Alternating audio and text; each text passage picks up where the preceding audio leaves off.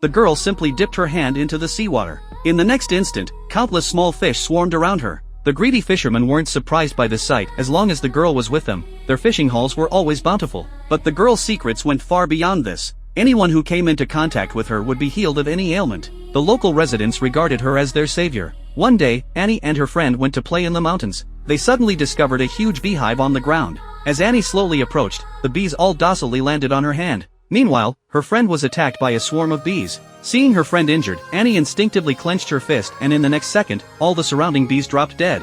After this incident, Annie's special abilities vanished. She could no longer heal the local residents, and the fishermen could barely catch any fish at sea. They felt deep anxiety and fear about their future. That night, as Lisa was comforting Annie to sleep, she inadvertently noticed a cut healing rapidly. She quickly told her husband, who discovered the scar on his hand was also healing. The couple realized Annie's powers had returned. Lisa immediately wanted to share this news with Edith, who suffered from severe dementia and had been in terrible condition recently, but her husband Nick stopped her. Nick knew very well that once Edith regained her clarity, she would surely inform all the islanders. Then the island's residents would once again exploit Annie's abilities for their own gain.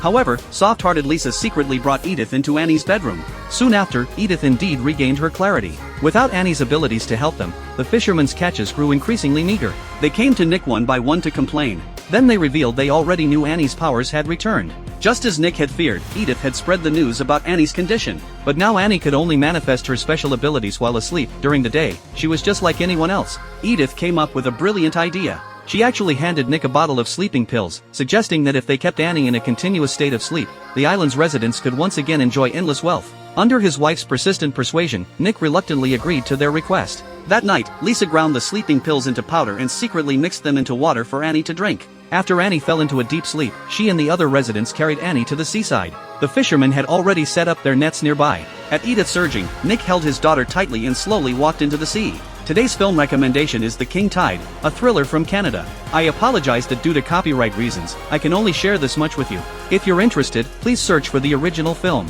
Thank you for watching. I'll share exciting films with you every day. See you next time.